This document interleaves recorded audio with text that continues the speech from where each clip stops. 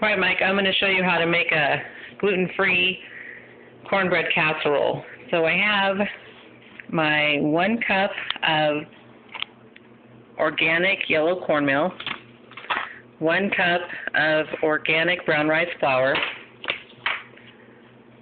1 tablespoon of baking powder,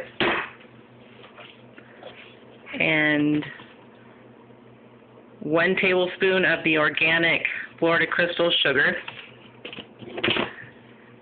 and just a little bit of black pepper and some sea salt in my mixer.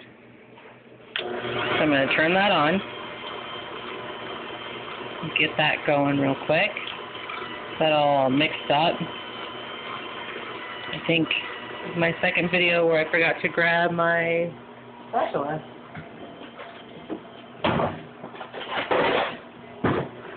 Okay, so we're just going to make sure that's all mixed in really good. And then for our wet ingredients, we've got 1 cup of the organic low-fat milk. You can use soy milk. I don't happen to have any right now, so I'm just going to use the organic milk. Put in 2 cage-free eggs. Like my name says, living in northern Nevada. I'm in an area that doesn't really have access to a lot of organic products. I get my Arrowhead Mill stock from Vitacost, and they're pretty good, and they have good deals and stuff. So I use them quite a bit and just have healthy stuff shipped out to me. And then I've got 3 tablespoons of corn oil instead of vegetable oil. I just prefer it better. You can use vegetable oil, but I prefer corn oil when I'm making something with cornbread. So we're going to add that to the mix and get that going. You can use honey instead of sugar, but since this is kind of a Southwest style cornbread casserole, I really don't want to have it too sweet. A traditional recipe calls for 2 tablespoons of sugar. I only put in 1 because I've got some purple peppers that are kind of sweet that are going to go in here too to sweeten it up a little bit.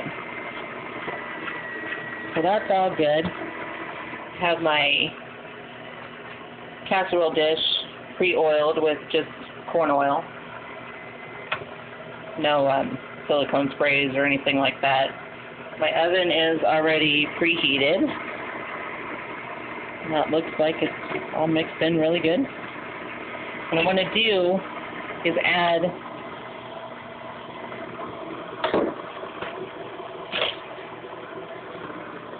this is a 1/2 cup of red and white onion, about a 1/2 cup of green chilies, a 1/4 cup of these really neat purple peppers that my friend Chris grew. We're not quite sure what they're called, but they're purple peppers. And then we've got some black beans in there, which were soaked overnight and boiled today.